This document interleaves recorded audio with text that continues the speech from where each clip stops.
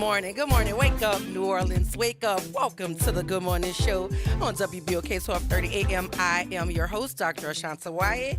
Nara Sanders, my super producers behind the glass, holding us all together. But happy Tuesday, y'all. Happy Tuesday. I hope everybody is in good spirits. Everybody's feeling well. But listen, we have to talk about some local news that's going on, particularly this press conference that I saw yesterday. And I'm certain that many of you saw it on yesterday. And I have questions. I have opinions. And hopefully some of you will call. And if you do, the number is 504-582-9422. Because as always, I welcome varying perspectives, but we're going to talk about it because, like OT says, this is a talk show, so we talk. On yesterday, I I had the pleasure of going to the Superdome yesterday, so I'll tell you about my experience there. But on my way back, I was watching a press conference, and the press conference was about this $20 million agreement that was supposedly made between New Orleans Public Schools and the Cantrell administration. And just for full context, it is my understanding that the $20 million that was agreed upon is because of tax money that was not allocated to the school district as it should have been over a number of years. And so in the wake of the $36 million miscalculation, shortfall, whatever they're naming it now, the city and the school board agreed, apparently, allegedly, for a $20 million allocation from the city to the school board based on some tax monies that were not given to the school board over a number of years. And so there were reports coming out saying that the Cantrell administration, they were using the word renege. Like, yeah, if you play spades, you understand what that means. Renege, they were going back on the agreement. They initially agreed, allegedly. And I read somewhere and heard during a press conference that the Cantrell administration, namely the mayor, is saying that was never an agreement. And if you watched the press conference, you will understand why this is a topic of conversation, because there was some very strong language that took place at the press conference. I mean, there were things that were said that I could not believe, just in the idea of optics and, this professionalism that they like to espouse on other folk. I just could not believe some of the language that was happening at the press conference. Almost everybody took the mic. JP Morrell took the mic. I did not hear Helena Moreno speak, but she was at the mic with JP Morrell. I didn't hear her speak because at the point when I got on and got off, she wasn't in that window. Olin Parker spoke from the school board. Carlos Zervinong spoke. I heard him speak. The district attorney, Jason Williams, I heard him speak. And I'm just going to tell you this. JP Morrell said this. And I'm going to paraphrase because you could go watch the press conference. I actually read about it in an article, but I'm sure somebody quoted him or some entity quoted him. And he said that there absolutely was an agreement. And for you to believe that there wasn't an agreement, you have to believe one of two things. This is what he said. He said either the administration is incompetent or they're lying. That is what he said. Either the Cantrell administration is incompetent or somebody lying. His words, not mine. Carlos Zervinong went on to say that you don't get to go back on an agreement based on, paraphrasing here, based on money you stole from children. Now, I have something to say about that because we have a heist happening on children every single day. And I don't see a press conference with bold, colorful language. I would like to see it because you should call it all out. Because absolutely, if you were supposed to allocate this money over a number of years because of the tax base to the school system, then that is your duty to do so. And if you're not doing that, that's a problem. And if you agree to give it to them and then you go back on the agreement, that's a problem as well. But we're not going to look over here at the right hand about this $20 million and forget that the left hand lost $36 million. We're not going to do that. I'm not going to let you do it because I want to know, where is the children's money? That's what I want to know. The $20 million belong to them and the $36 million belongs to them. Where is it? Where is it? Especially when we have all this revenue circulating all about the city. I want to understand, where is the money? That's what I want to know. And the district attorney said, paraphrasing here, go look it up. Read it in the article. Watch the press conference. He said something to the effect that caught my ear, had it ringing, about you don't say something for children, you don't promise something to children and then take it back. Well, I can remember when we promised not to charge children as adults, but who am I? And here we are doing it. Now, do some crimes warrant a stiffer penalty? Absolutely. But do we throw children in adult prisons and throw away the key at 15, 16 and say you're not redeemable? I absolutely don't agree with that. But that's just my big opinion. It's mine. That's the disclaimer right there, y'all. It's my big opinion. Because we do know that there are a lot of people, including children, doing time for things that they've never done. So what we're not going to do is take one broad brush and say, if this is happening and you're doing it, then you get the same penalty as somebody 27 years old with the life experience and the frontal lobe development, the frontal cortex of the brain, that development that you don't get to have at 15. I disagree. And there's a whole lot of science for all of you people who like to ask, about data. There's a whole bunch of science that supports that stance. But who am I? So I felt, as I was driving, listening to this press conference, that we have a whole lot of hypocrisy going on in this city. Because if it's really about children, I'm going to ask the adults to put their swords up.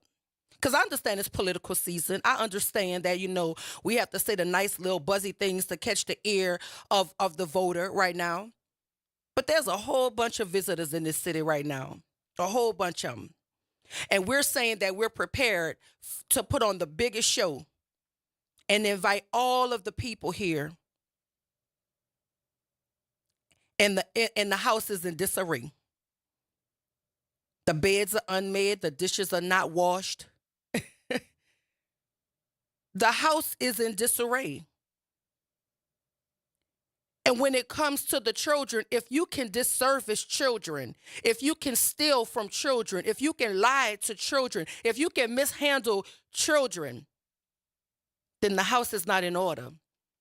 And we can't welcome any visitors. We can't make certain that we are putting on the greatest show like a circus if we don't do right by the children. I love when chickens come home to roost. I love it. The sound is quite refreshing to me. It's quite refreshing to me. Because, see, folk like to think somebody's taking a side. My side is the kids. I'm on the side of the children. If the question is a question, the answer is the kids. No matter how you phrase the question, no matter how you ask it to me, no matter how you write it down, no matter what language you use, no matter what the context is, the answer for me will always be what is in the best interest of the children. So if the Cantrell administration agreed to allocate this money based on the fact that it was already supposed to be for the children, then give it to them. And I'm going to say something even further. Give it to them with the understanding that you can progress monitor where it goes. Because, see, they're fighting for it, but what's the guarantee that it's going to actually go where it's supposed to go? Because some of these schools will show you that there's not enough funding in them. All of this money, whether it's title money, whether it's MFP dollars, whether it's discretionary dollars, whether it's ESSA money, it doesn't seem to find its way to where it's supposed to be holistically. Because all you got to do is drive around the city and you'll see where the money is and where the money ain't. And yes, I said ain't. If you visit a certain school and then you go to a different neighborhood and visit another school, you'll see where the money is and where it's not making it to. So yes, I want to know about this agreement that was made to allocate the $20 million of supposed tax money that had not been given to the school system properly over a number of years. Yes, I want to know if that was an agreement. Yes, I want to know who signed off on it. Yes, I want to know those things. But I also do not want us to forget that there's a $36 million blub that I also want to know about. Where is it? Who has it? Who allocated it? Who signed for it? That's what I want to know. Because I can tell you right now, nobody unilaterally signs for $36 million. So if we're going to lay blame, we better do so equitably. Who's at fault here? Who's responsible? Who are the signees? Who are the signatories? That's what I want to know. That's what I want to know. We talking $56 million in total from 2 instances that belong to the children of the New Orleans public school system. And if no one else is concerned about it, I am, because I think, this is my thinking, right? A fully resourced school is a sustainable school. So we might not have a school in the Ninth Ward closing if monies were actually allocated to them to do the work that they've been doing with a straw budget, making miracles, all sorts of programming in that school. But you want to tell me that they don't get to survive because of what? It can't be for academics because you told us there are no failing schools. So then it has to be fiscal. So if it's fiscal, then what part of that $56 million, that $20 million of tax money that should have been allocated, and that $36 million that nobody seems to know where it is, what portion of that goes down there to the Ninth Ward? So we could figure out if they had the money, could the school have survived? Those are questions that I would ask. And those are questions that I want answers to. Let's talk about this. Because I heard some very prominent people in this city saying some very bold things on the microphone. But people don't like windows. Well, they like windows. They don't like mirrors. Oh, you love a good window when you pass it because it's easy to look outside. But see, when somebody put that mirror in front of your face and said, but what about when you said this? Or what about when we were asking you about saving these schools and y'all told us that the school, that the council and the mayor's office had no say in schools? I remember these things. But now we call them major press conferences with everybody all gathered around talking about this $20 million. Oh, so I get it. When it's simply about the children and their well-being, then it's not cause for an alarm. But when there's money missing, a whole lot of it, it bring all the big dogs out. Because there are a number of schools that I would have loved to see a press conference happen for, so that you save it. I can remember when they were trying to close my elementary school, William J. Fisher Elementary School, in the heart of the Fisher Project. I can remember going to the school board, asking them, begging them, what could be done to save this school? This is a legacy school. This is a blue ribbon school. Generations of families went to that school. It's the only school in that area. I can remember doing that, and yet it's closed, used as a swing space for folk who want to experiment with school buildings while they build their own. I don't remember a press conference for it.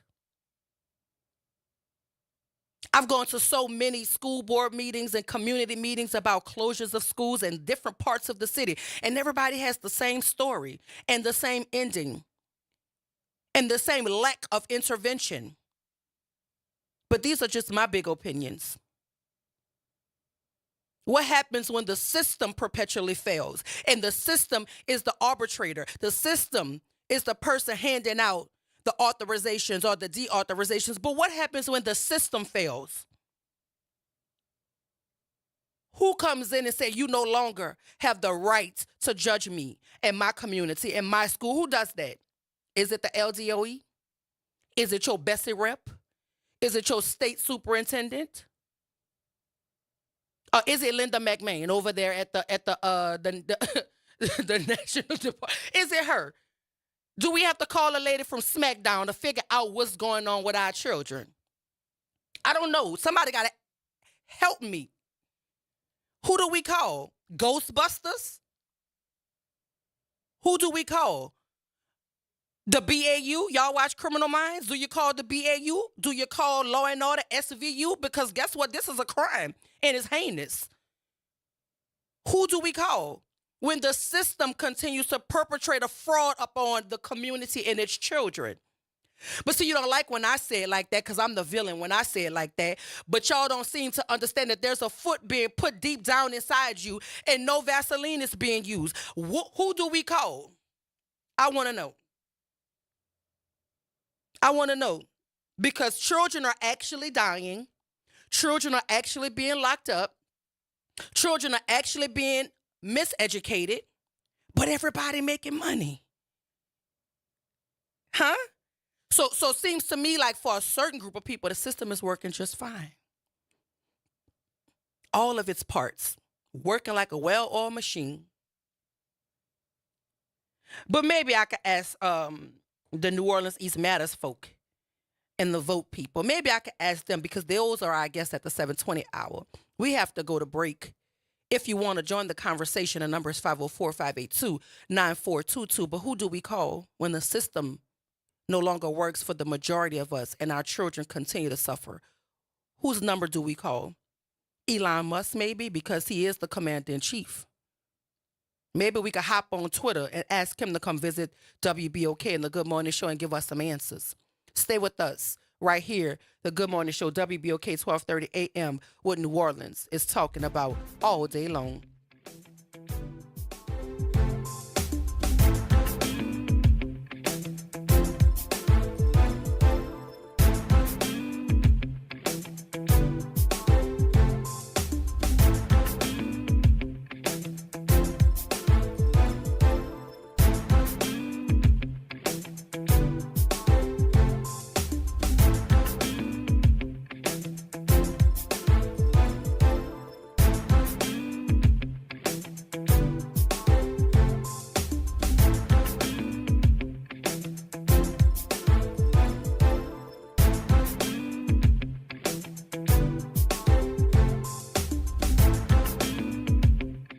NOLA Public Schools' main round enrollment for kindergarten through 12th grade is now open. With 73 schools available through the NOLA Public Schools Common Application Process, or NCAP, finding the right school fit for your family is easier than ever. List up to 12 choices to maximize your chances and apply by January 24th. We're all in, and we hope you are too.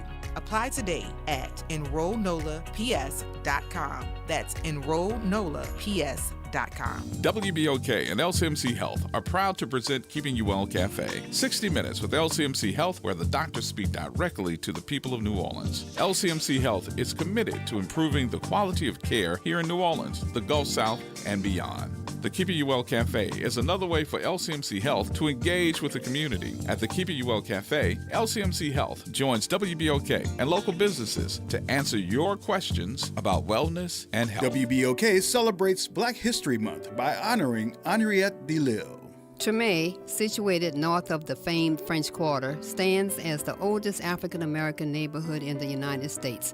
Amidst in this historic neighborhood, Henriette DeLille emerged as a beacon of resilience and defiance against the prevailing societal injustices of her time. Born around 1812 to a Creole mother and white Frenchman, DeLille grew up in an era marked by rampant slavery, racism, and gender oppression. She adamantly opposed the Placide system, which forced Creole women into common law relationships with wealthy white men. She refused to participate in such a sinful system, viewing it as against the sacrament of holy matrimony. At the tender age of 14, DeLille committed herself to serving God, tending to the sick, educating the unprivileged, and advocating for the rights of slaves. Despite facing rejection from white Catholic women orders, she forged her own path, establishing the Sisters of the Holy Family. This groundbreaking congregation became the second African-American Catholic women's order in the United States. DeLille's impact extended far beyond the confines of Treme to several other states, and her influence contributed toward founded institutions such as LaFawn Nursing Home and St. Mary's Catholic School for Girls, championing education, health care, and social justice. In recognition of her remarkable life and contributions, DeLille is now on the path to sainthood with the title of Venerable Henriette DeLille. If successful, she will become the first New Orleanian and American-born person of color to achieve this esteemed honor. In 2011, a significant milestone was reached when a street in Treme was named in her honor, marking a symbolic shift in acknowledging African-American history and culture. Though she passed away around the age of 49, DeLille's spirit lives on, inspiring generations to uphold her legacy of compassion and justice. I will live with you her words. I believe in God. I hope in God. I want to live and die for God. I am Dr. Naja Domain Bynum, President of Friends of Treme Culture. WBOK 1230 AM, celebrating Black History Month. Making a difference in the community. WBOK 1230 AM. Good morning, wake up. The Good Morning Show. Good morning. On WBOK 1230 AM.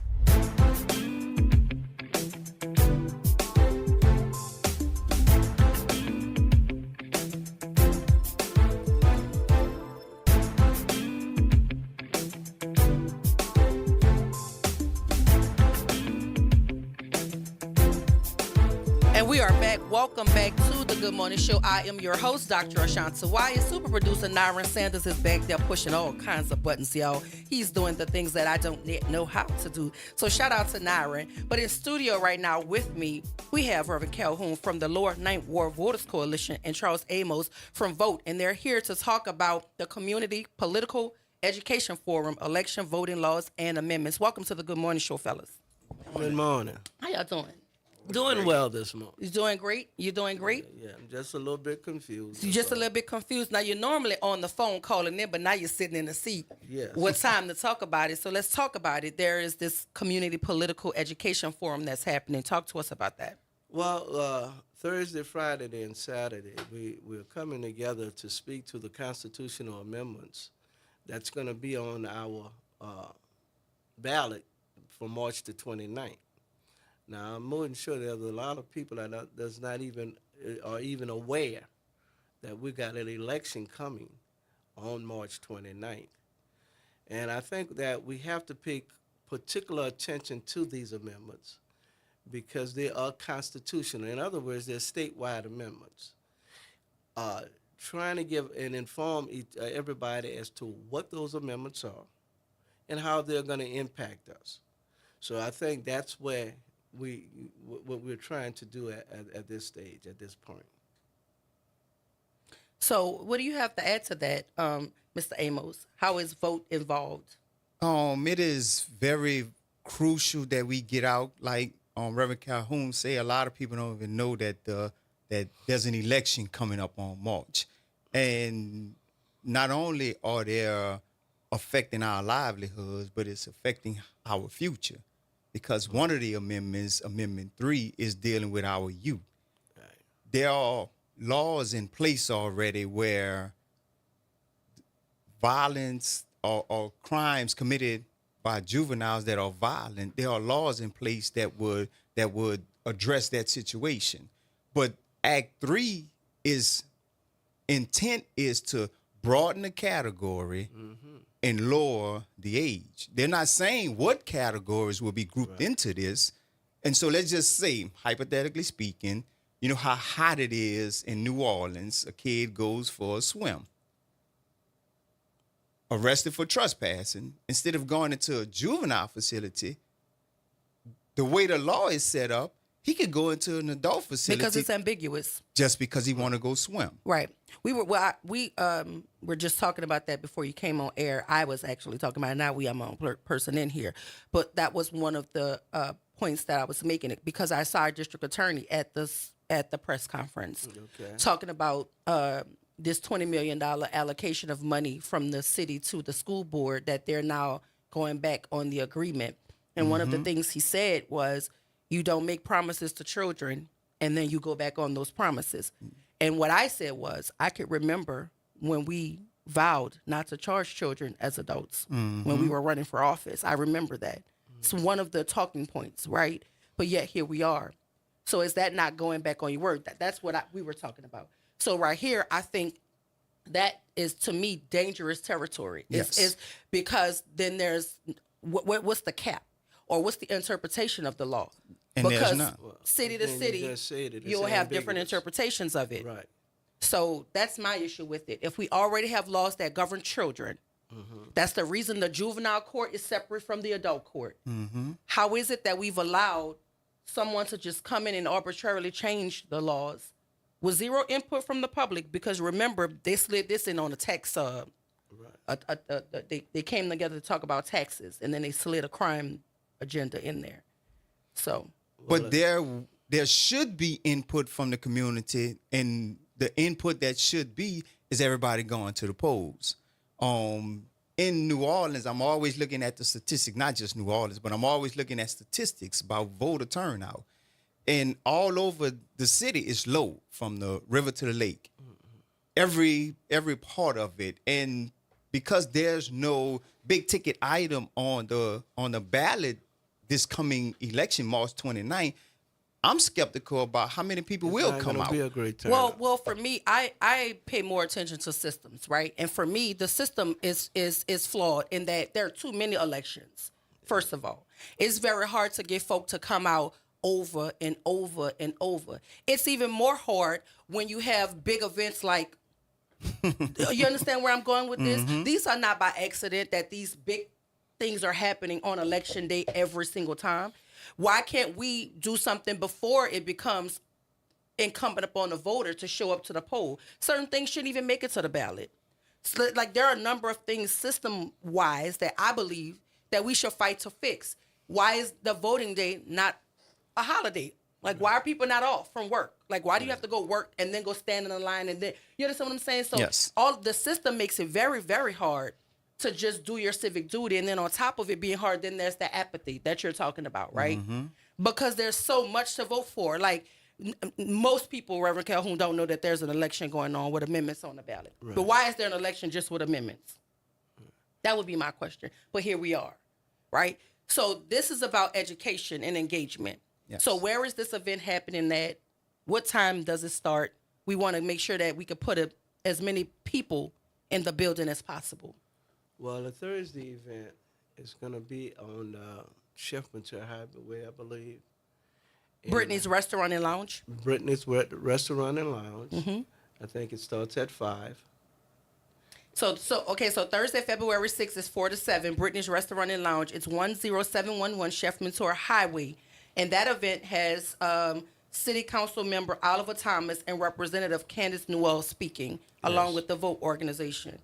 And then there's another event on Friday, February 7th from 4 to 7 at Fairview Mission Baptist Church, 1801 Desalon Street, New Orleans, Louisiana. And those That's where the speakers- Reverend Willie L. Calhoun Jr. is the pastor. That's what I heard. Yeah, That's what I heard. Yeah, that's the place. So the speakers will be Senator Joseph Bowie, Representative Delisha Boyd, and Representative Candace Newell. And then there's a Saturday event that is happening on the 8th, February 8th, Lowell Algier Senior Citizen, 6400 General Maya Avenue, New Orleans, Louisiana. And the speakers will also be Senator Joseph Bowie, Representative Candace Newell, and I'm certain that Delisha Boyd will also be in attendance. That's her area. Right. So there's something going on in different parts of the city. Well, it's all geared to make sure that the people are aware of what these amendments can and cannot do to our community. As we've already discussed, these amendments, you already got something in place, right, to deal with our juveniles, right? But now you're saying you want to create a constitutional amendment to change the Constitution, so to give the legislators that authority for what purpose? What if we've already established law to deal with the issue, why are we going back now? So maybe we can get some insight and give some real understanding as to what this amendment is supposed to do to our community. I think everybody should be probably aware now to see what I don't know what to call but anyway, Donald now is showing us what happens when we don't vote. those areas that he's taking monies from, and he's put people in place that has no understanding of how this stuff works, is hurting us. People that decided that Mr. Trump should be there is seeing now the impact of not voting, the impact of putting somebody in a position that controls your destiny. So, but anyway, Mr. Amos, do you want to talk even further on the other amendments, or are we focused on Amendment 3 because it deals with children? There are people in my organization that can talk more towards that, but I wanna say something in reference to Reverend Calhoun said about getting out and vote. Our organization, we really want to group in formerly incarcerated people. There are 380,000 formerly incarcerated people in the state of Louisiana that can register to vote, but not. And so we are trying to get that group of people registered and voting, because it's one thing to register to vote, it's another thing to actually vote. And so our organization seeks to target that group of people. Mind you, we also register anybody, but we really want to wake up that sleeping giant, hence the reason why I have on this shirt, waking the sleeping giant, to get that group of people, because a lot of people feel like, well, I have a conviction, I can't register to vote, or I can't vote. And that's not true. There's a criteria that needs to be met. For instance, if you are on parole for longer than 5 years, once you reach that 5-year mark, you can register to vote. If you're not on any parole, you can register to vote. If you have less than, if you have less than 5 years, the moment you get off of parole, you can register to vote. If you're on probation, you can register to vote. And a lot of people don't know that, and this is what our organization is trying to do, is to wake up that sleeping giant of formerly incarcerated people and get them registered and voting. Yeah, so I looked it up real quickly. There's it looks like 4 amendments. 4. It's 4 amendments. It looks like 4 of them are on the ballot. One of them, as we spoke about, the third one speaks to juveniles. The fourth one speaks to judgeships. I'm curious to see what the language is going to be, or what the aim is, because more often than not, when we hear about these amendments, the words that are on the paper are not very plain terms for us. I want to know what that means. And can I don't sure, mean to interrupt you. There's a forum that our organization is doing March 11th, and we're gonna go deep into what the amendments are. It's March 11th at 4930 Washington Avenue, 6 to 8 p.m. And like I say, there are people in our organization that can really dig deep into those Well, let me amendments. tell you what it says on here. Proposed amendment number 1 says, do you support an amendment granting the Louisiana Supreme Court jurisdiction to discipline out-of-state lawyers for unethical legal practices in the state of Louisiana? And to grant the legislator the authority to establish trial courts of limited and specialized jurisdictions. That's amendment number 1. Amendment number 2 says, do you support an amendment to revise Article 7 of the Constitution of Louisiana, including revisions to lower the maximum rate of income tax, increase income tax deductions for citizens over 65, provide for a government growth limit, modify operation of certain constitutional funds, and provide for property tax exemptions, retaining the homestead exemption and exemption for religious organizations? So that's absolutely important to us. We need to make certain that we educate people on what is happening there. Amendment 3, as we spoke about here, do you support an amendment to provide the legislature the authority to determine which felony crimes, when committed by a person under the age of 17, may be transferred for criminal prosecution as an adult? And you know what scares me about that with Reverend Calhoun? Because it's not very specific. It says under the age of 17. Yeah. So that could be as low as 12. That could be low as 10. 11, right? Yeah. Or 2. So now you tell that is too broad. It's Right. too ambiguous. Right. And we ought to be very, very mindful that that is on purpose. Oh yeah. That's on purpose. And then Amendment 4 says, do you support an amendment to provide for the use of the earliest election date to fill judicial vacancies? So now they talk about more going to the polls. The earliest election Well, they date want to put it on to the fill ballot. judicial They want to vacancies. make it easier for if they want to get a judge. If a judge retires or Look whatever. to me like they're trying to elect them Oh, yeah. earlier, right? put them in there, or they're not going to appoint them? If you really go back to what happened in, at least what happened over in Jackson, Mississippi now, that when they can actually appoint judicial people, Yes. take all the legalities out of it. I don't think we understand exactly. The Constitution of this United States is being destroyed. And right now, so they're finding ways to, well, if we want to get somebody in office now, in the judicial, we don't have to wait for the next election cycle. We can create another earlier onset to do that. So again, what Dr. Amos is saying to us, all this stuff is not just falling out the sky all willy-nilly. It's a plan, all right? And unless we start addressing it, only thing we're going to do is be talking about what happened. And if we could remember, Mr. Amos, that before he was the governor, when he was the attorney general, he this was his charge. He put together a pilot study, and it was 3 areas: New Orleans, East Baton Rouge, and Caddo Parish. Right. If we could remember, this is what his aim was, to get this sort of thing into law, where you can take the children and charge them as young as look like from the womb, clearly, because it says under 17. It has no bracket for it. What we have to, this is never a instant thing. This is the long game for folk who have these sorts of ideals. He started off talking about, let's do a pilot study in these areas. You have to ask yourself, why those areas? Is crime only synonymous with East Baton Rouge Parish, Orleans Parish, and Caddo Parish? Not at or all. is the black population such that you want to associate criminality with blackness? Because that was my response to him when I answered him in see the paper. what else I see in this.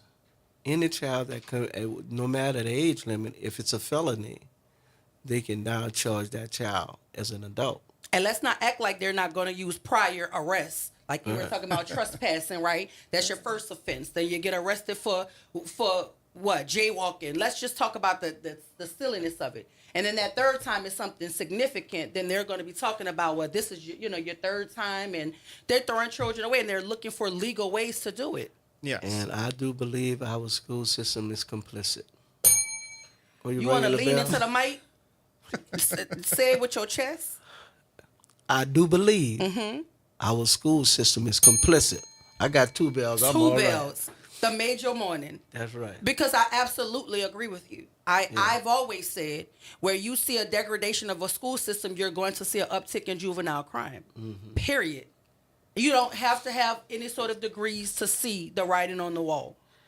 And we don't need to help a government that is already hell-bent on destroying our children. Yes. So we have to get out and vote.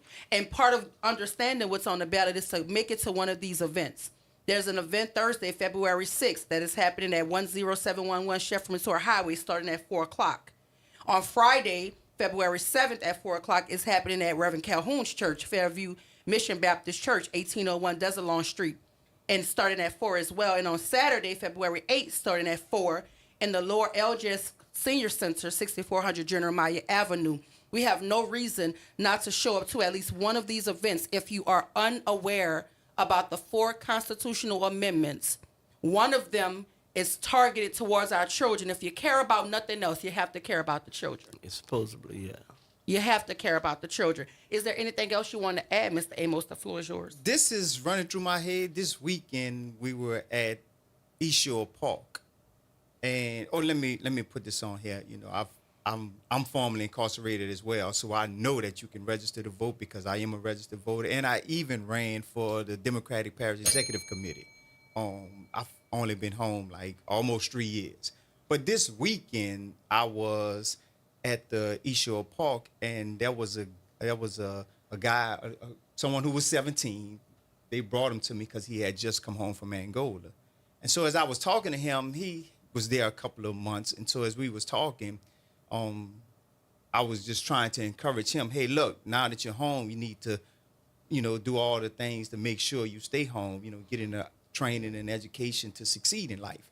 And so as later on, as I was washing my car, I thought about it. I was like, wait, why is it a big thing for someone coming home from the big house? Why they wasn't bringing, or why our thoughts isn't around going to the White House? You know, why are we thinking about or trying to puff our chests up because we've been to the big house instead of the White House? And I was like disturbed by that. I'm like, wait, hold up. We should be applauding people who have just been to the White House strategizing ideas about the future and so much, not so much, I just made it from Angola, because they know I was in Angola. So well, it was like, that's the culture of criminality. We glorify goon behavior. You know, we think that that's a manly thing to do, to have harmed somebody, killed somebody, carjacked somebody, been to prison. We glorify all of the wrong things, and then we wonder why the children respond to the glorification of it, because they're watching us glorify it. And so we just have to be honest about that. There's a culture, an underbelly in this community that glorifies that sort of behavior. and I want to change that, because we should be looking at bigger aspirations than that. I agree. I agree. What you say, Reverend Calhoun?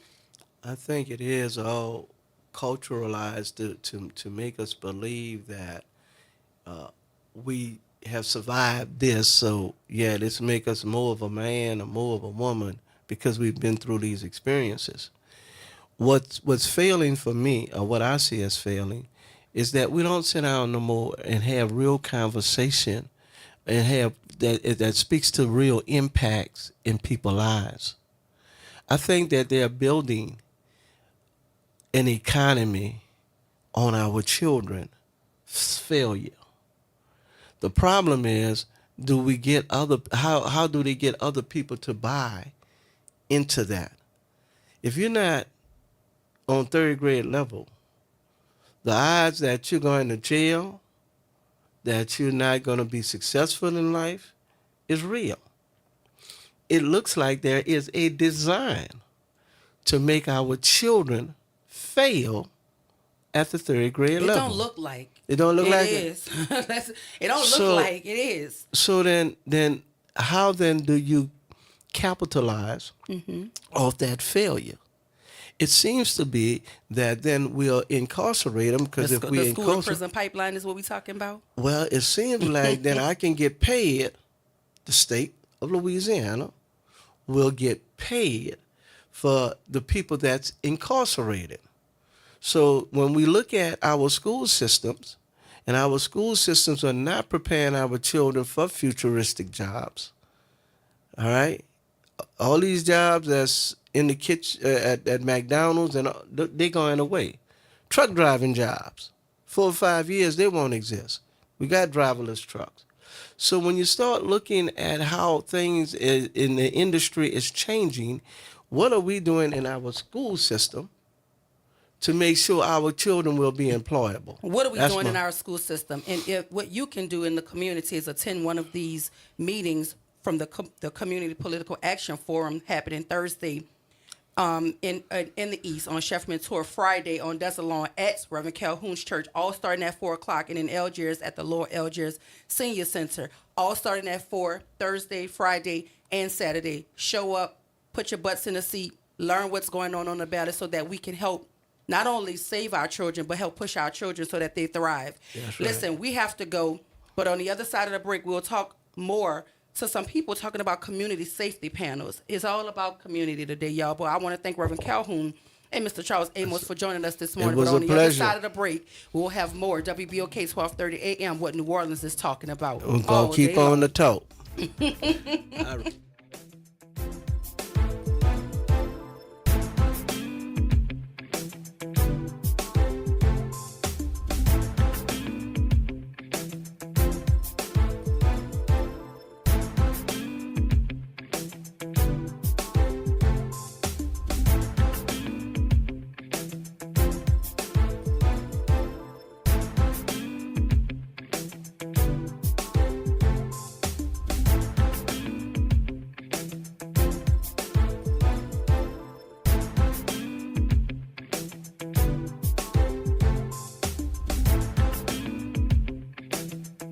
This is your news update for WBOK 1230 AM from WDSU. For all your news and weather, watch WDSU News, New Orleans' leader in live, local, late-breaking news. Today at noon and 4 p.m. Good morning. I'm Daryl Forges with WDSU News, and here's your headlines. Reaction coming in about bombshell emails that allege members of the New Orleans Saints tried to coach the archdiocese in the clergy's sex abuse scandal. Hundreds of emails were obtained from 2018, alleging the Saints briefed the Archbishop on how to handle the media. The Saints say in part, no member of the Saints organization condones or wants to cover up abuse within the Archdiocese. We have a full breakdown of the emails and the response from the Archdiocese right now on our website. That's WDSU.com. The search is on for a new leader of the embattled Sewerage and Water Board. Ghassan Korban resigned from his position on Monday after a 6-year tenure. The reason for his departure remains unclear, but we know his last day is May 2nd, and now a nationwide search will kick in to find a new director. Happening today, business owners will get an update from state and city leaders on safety measures in place ahead of the Super Bowl. Several law enforcement agencies are working together to keep the big game safe. And with that comes the enhanced security zones in the French Quarter. It's not in effect yet, but the checkpoints are set to begin tomorrow in areas of the French Quarter. And exactly when it comes down to exactly what the overall safety is, officials say overall things are going well. I'm Daryl Forges, and that's your headlines for WBOK. Have a great day. Saints of God, it's time for us to tell you the truth. It's time for you to start your 21-day challenge. Don't take another day. Do it right now. Call 504-701-4711. That's the whole water stove, Pastor David Impartian Sr., the host of Change Your Water, Change Your Mind. This is the water that's designed to change your body, the way you think, the way you act, and the way you look. Why don't you start your 21-day challenge today? For $35, you can start it right now. Call me so we can set up your appointment. 504-701-4711. That's 504-701-4711. Change your water, change your mind. Visit DePaul's new Algiers Health Center at 2801 General de Gaulle Drive to receive primary and preventive care for both adults and children. Services also include behavioral health, imaging, and on-site pharmacy, vision, Medicaid enrollment assistance, and more. For appointments, visit DePaulCommunityHealthCenters.org or call 504-207-3060. Good morning, Wake Up. The Good Morning Show. Good morning. On WBOK 1230 AM.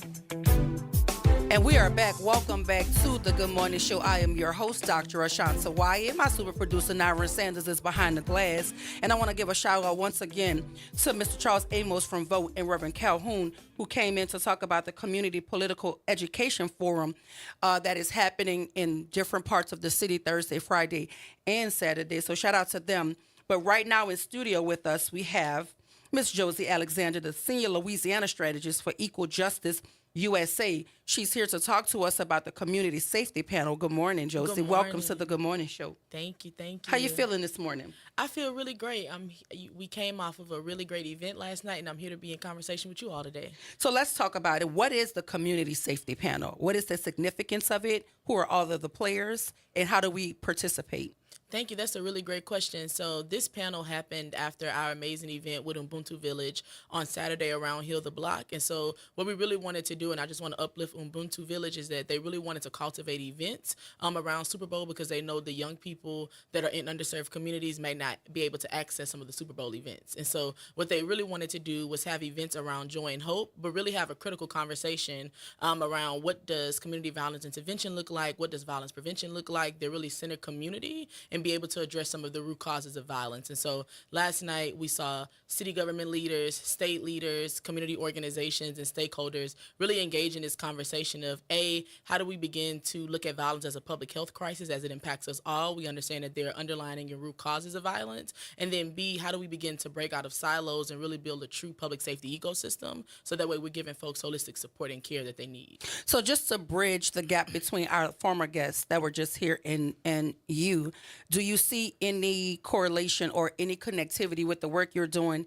and with this constitutional amendment that is going to be on the ballot on March 29th, which is focused on children and possibly locking them up at an earlier age and sending them to adult prisons. Absolutely. And so I think, it is no secret in the state of Louisiana, we really pride ourselves on drafting bills and legislation that really moves into more of a punitive and carceral approach instead of us really understanding the drivers of violence. And so last night conversation was so important because we had experts from public health that really tells us, when violence shows up, there are root causes that are associated with it. And so when we think about an ecosystem, we think about the resources that we can be dedicating to that, then we understand like our young people need holistic support. And so when you look at the amendment that's on the ballot, is not safety, is not healing, is not hope, is not restorative justice, is everything opposite of what our young people need. And this is really a good conversation, a crucial time to really get engaged about what's happening because it's going to impact all of us. So when you speak of an ecosystem, in your opinion, or the opinion of the panel, where does education fit in terms of violence prevention? Oh, one of the top ones. When we think about education, when we think about housing, when we think about healthy food, when we think about mental health, like all of those are root causes and drivers. And instead of our leaders and lawmakers really understanding that these communities don't have an investment into it, then, we're so far away from the totem pole. Well, listen, I appreciate you, sister, but right now we just had a new arrival to the panel. We want to welcome Mr. Danny Allen, Program Manager for Ubuntu Village's Peace Ambassador Program. Welcome to the Good Morning Show. How are you? Listen, Ms. Josie was doing such a wonderful job talking to us about the community safety panel, all of the key players, how is this going to impact us, and what role does education play in that. Yeah. And so I wanted to ask you, come closer to the mic for me so the folk can hear you. Yes. I wanted to ask you, what do you think are the most effective community-led strategies for reducing gun violence in the city of New Orleans? I think just taking a proactive approach, right? Engaging in the community. I think just taking a proactive approach, engaging in the community, boots on the ground, meeting them where they at, meeting the people where they at, right? Not being judgmental of those individuals that we come across, right? Because we're dealing with the highest population, the 1%, the ones that people not even talking to or can't even get a hold to, right? So when we engage with those individuals, then they have a passion for us and reach out to us and giving us a call, we know that we're doing something and we're making an impact in that community. So what is your organization's role with the community safety panel? Just engagement, right? It's a campaign, right? Campaign to stopping shootings and killings, mediations, de-escalations, right? We have a HVIP program where anytime somebody gets shot, from the ages of 14 to 26, they reach out, they give us a call. I dispatch a team to the hospital, which is the hospital responders be at the bedside of the individual to make sure retaliation don't take place and things of that nature. So either one of you, can you share a specific example of a policy or initiative that you've been involved with that has a tangible impact on the reducing violence and increasing safety in the city of New Orleans? I won't say a specific policy, but what I will say is that the city of New Orleans has Office of Violence Prevention. And when we look at these particular offices, we are really seeing the investment goes back into community. And so when we look at organizations like Ubuntu Village, when we look at organizations that provide restorative justice, or when we look at organizations that really engage survivors, those Office of Violence Prevention here at the city of New Orleans, that investment comes directly from their office back into the ground. And so full transparency in the state of Louisiana, unlike other states, we haven't seen much investment into this work, but that doesn't mean we're not going to stop trying. So let's talk correlation, right? If you've not seen investments in the work, and then you also don't see investments in education, then is it alarming to you that the juvenile crime is what the juvenile crime is? Because more often than not, most of our children don't see resources until they hit the penal institution. Correct. Which I think is backwards. Yes. Right? So, like, what are we doing as an organization such as Equal Justice USA or Ubuntu Village? Like, what are we doing to educate children on the realities that they're facing? Like, because that's where I think the work has to happen with the kids.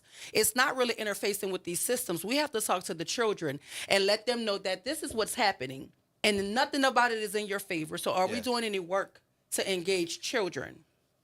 Yes. Like I said, just taking a more proactive approach, and we also have relationships with different schools that we go to. We just had a flag football game over with Sean Bird and Martin that we had a huge turnout at East Show Playground, right? The community that we went into, they said that they'd never seen individuals pour into their community in over 20 years like this, right? So just going back to the conversation and to the question that you asked regarding those individuals within the school system, you should have seen their faces lit up when we bring them cleats, and you know what I'm saying? It's the minute things that bring them joy, right? So just having empathy and standing on the Ubuntu philosophy. Listen, now you're not about to get me started. I'm trying to hold my mule up in here. But no. That's nothing to be sorry about, because this is hard work for me. I love exactly. children and making certain that they have what they need, and what might seem small to us is a huge deal to them.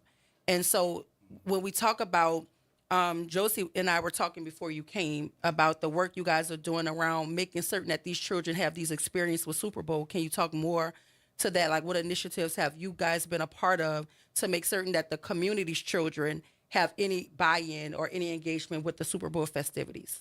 Yeah, just a huge kudos to Equal Justice, and Josie and her organization for helping us out with a lot of different sponsorships and organization transparency and all those kind of different things, right? So, like I said, just in terms of the Super Bowl, it just was a thought that me and Dr. Johnson was having. Ernest, the pilot of the ship, my brother, I love him, and you know what I'm saying? Like, just under his leadership, you know what I'm saying? Just teaching us the philosophy of Ubuntu, which stands for I am because we are, right? And just going with the slogan, hashtag, and we keep us safe. So we wanted to wrap something around those individuals to say some of those young men in those underprivileged communities wouldn't have the chance to go down to be a part of the Impact 59 or the Sports 360s and all those kind of different things that's taking place at the convention center. So that's why we did the flag football out at East Shore Playground, because we hear a lot that the buck stops at Joe Brown Park, right? That people don't come out and serve those lower communities that's in East Shore and Mizzou and Littlewoods and so on and so forth. So we want to bring our the Sports 59 and all those type of different things to them, so they wouldn't have to travel and go down to the convention center and wind up getting in trouble, and then you hear about something on the news and all those kind of different things. So, Josie, how often, or is there any plans to have the community safety panel repeat itself? Like, how often does it take place? So we follow our leaders on the ground, which is Ubuntu Village. But we are hoping that this we are not going to say hoping, we are manifesting that this conversation keeps going. We understand that we're approaching another legislative session, but again, the work doesn't stop there. And so from the folks that we had on the panel last night, it's really about how do we keep engaging them and then bridging the gap between community and the folks that are on the front line. So are we talking about Senator Royce Duplessis, Oliver Thomas, Representative Delisha Boyd, Thelma French from Total Community Action, and Will Simpson from Equal Justice USA? Were those the panelists? Yes. Listen, so shout out to Senator Royce Duplessis from District 5, Oliver Thomas, New Orleans District E Councilman, Representative Delisha Boyd, House 102, Ms. Thelma French from Total Community Action, she's the Executive Director, and Will Simpson from Equal Justice USA, Director of Community Safety and Justice. And I want to give you guys an opportunity. It's a one takeaway because we have to go to break. But what's your takeaway from the panel moving forward? What's your takeaway as the senior Louisiana strategist for Equal Justice USA? You better give me a new title. Listen, I'm trying to speak it into existence. Yes. I would just say stay engaged, be a part of this conversation. There are amazing groups. Like Equal Justice USA is amazing, but we can't do it without genuine and good partners like Ubuntu Village and Mr. Ernest and Danny. So stay engaged, connect with these groups, and understand, I like to say, no one is coming to save us, so we got to figure out how we save ourselves and break out of silos. You have the last word, Mr. Allen, Program Director of Ubuntu Village, as the Peace Ambassador Program. Yes. No, I would like to say the whole panel was phenomenal, but just in terms of just keeping the money in the community where it belongs, right? Just boots on the ground and with all these different laws and all kind of things what took place, you know what I'm saying? We're just hoping that we just keep investing into our community, right? Because those are the individuals that need it, you know what I'm saying? Like we have on our T-shirts, empathy is our weapon, right? So we go in our community, spreading hope, spreading love, spreading joy, you know what I'm saying? Just like I said, just those minute things plays a pivotal role in our community that we serve. Empathy is our weapon. We want to thank our guest, Mr. Danny Allen, Program Director of Ubuntu Village Peace Ambassador Program, and Josie Alexander, Senior Louisiana Strategist for Equal Justice USA. I want y'all to stay with us. On the other side of the break, we will have more talk about community, safety, children, and the path forward right here, WBOK 1230 AM, what New Orleans is talking about all day long.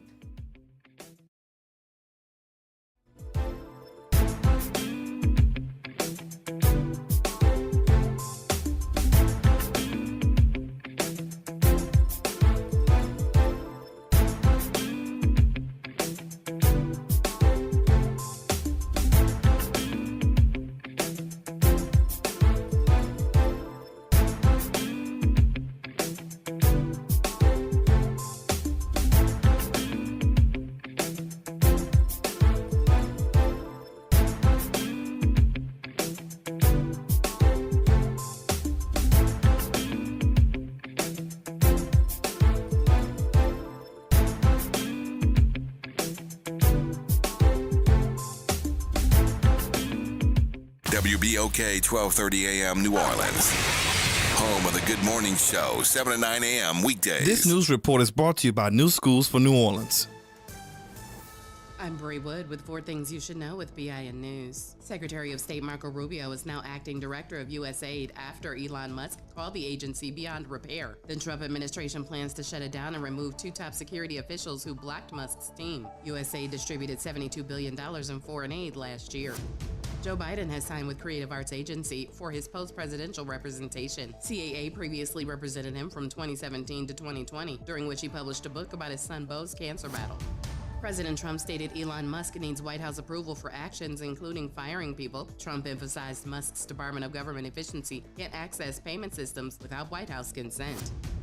And tickets to the big game have dropped significantly, with the cheapest under $4,000. Prices fell 30% in the past week and over 50% compared to last year. I'm Bree Wood on the Black Information Network, your home for Black News First. February is Black History Month, a time to honor the leaders and change makers who paved the way. At New Schools for New Orleans, we're celebrating the next generation of trailblazers, our students. Louisiana recently made historic gains on the nation's report card, climbing from the 49th to 32nd in just 5 years, our highest ranking ever. With progress in both ELA and math, we're proving what's possible. Tune in for Talk That on 12:30 a.m. at 12:30 p.m. as we uplift Black excellence, past, present, and future. Good morning, wake up. The Good Morning Show. Good morning. On WBOK 1230 AM.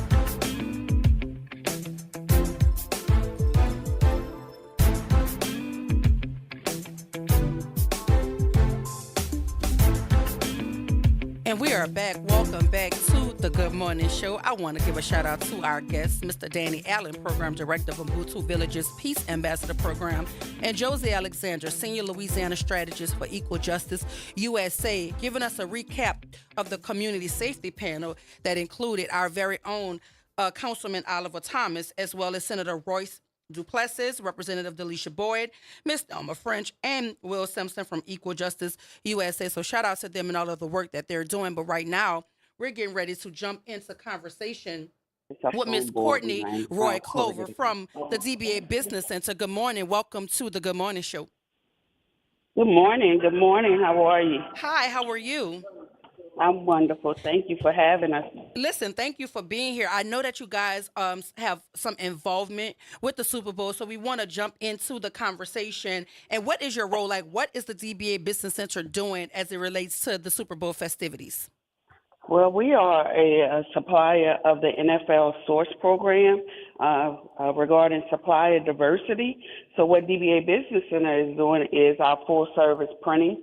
We're doing actually a lot of the print work around the city and for the different programming that's happening between now and Super Bowl. Well, listen, can you tell us a bit about the DBA Center and its mission? Like, what kind of services do you provide to local business? Because we know you're involved with the Super Bowl, but when the Super Bowl comes and leaves, DBA Business Center is still here. So what Yes. services are you providing to the local businesses? Okay, so we're a full business support center. So basically, we support the business from its inception all the way through. We provide LLC formation, virtual mailboxes, private mailboxes, co-working space, meeting and event space, postage and shipping, along with all of the full service printing for branding and marketing materials for those small businesses, schools, and churches. So how did the Super Bowl create opportunities for local businesses, and what role did the DBA Center have in supporting those businesses?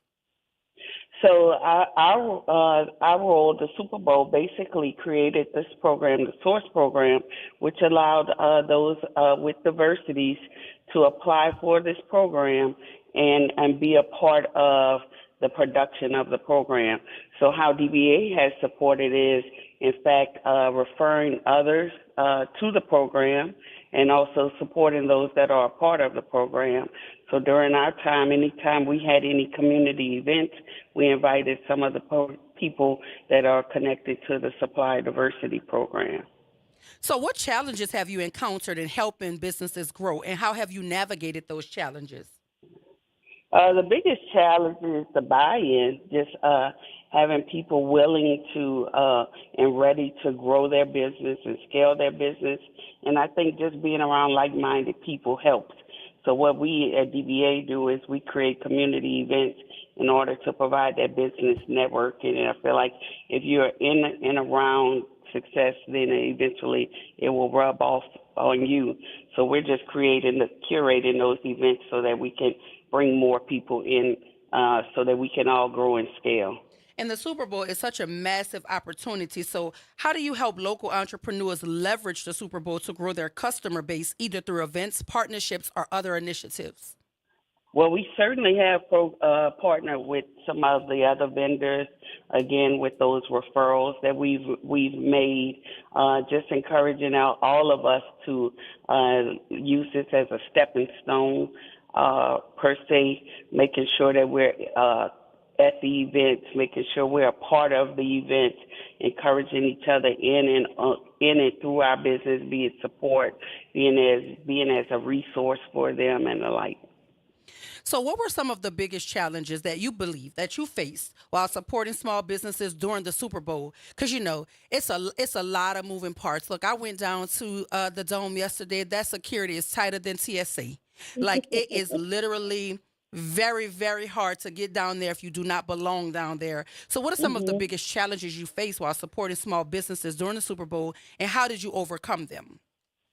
Probably the biggest challenge is a time constraint. A lot of times we have narrow windows, so just making sure our production team can meet the deadlines, over meet the deadlines, over deliver. Also, just making another challenge has been the supplies, just making sure we have the supplies in and on time. So we've had to rely on our local vendors and suppliers also to meet those deadlines, whereas normally we may look to national or regional suppliers. We're looking at our local suppliers. So how do you feel like events as big as the Super Bowl, like the Taylor Swift concert, what are the lasting impacts for small businesses and local businesses that those sorts of massive events have?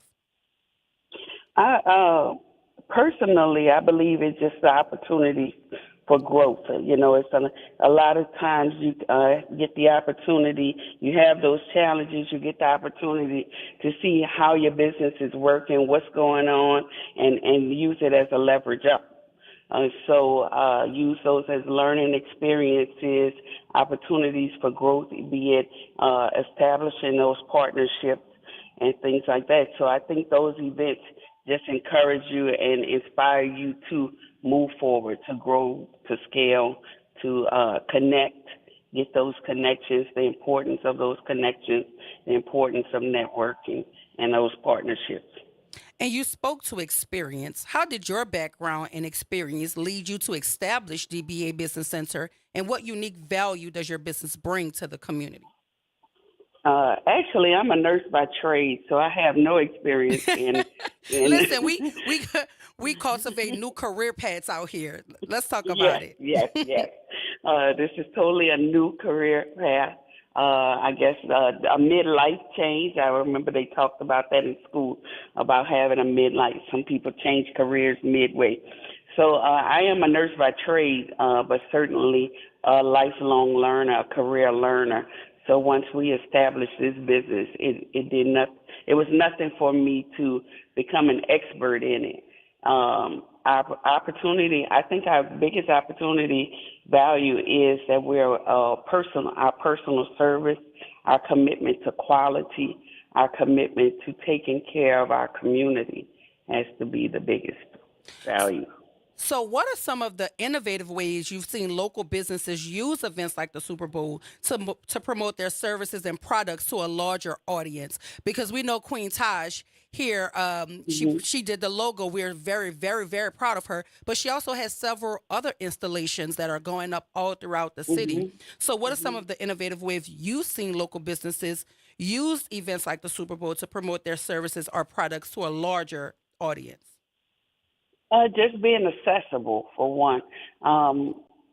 The other night we had our source program, culmination program, and they alluded, the administrators alluded to the New Orleans being the most successful program.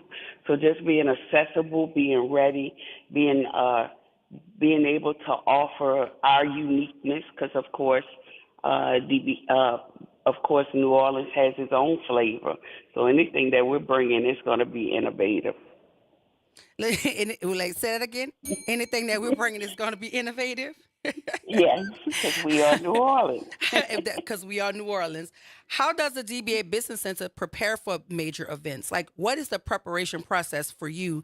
Because I'm certain you have your hands on a number of entrepreneurs, a number of local businesses. What steps do you take to help these businesses make the most of those moments of the increased attention?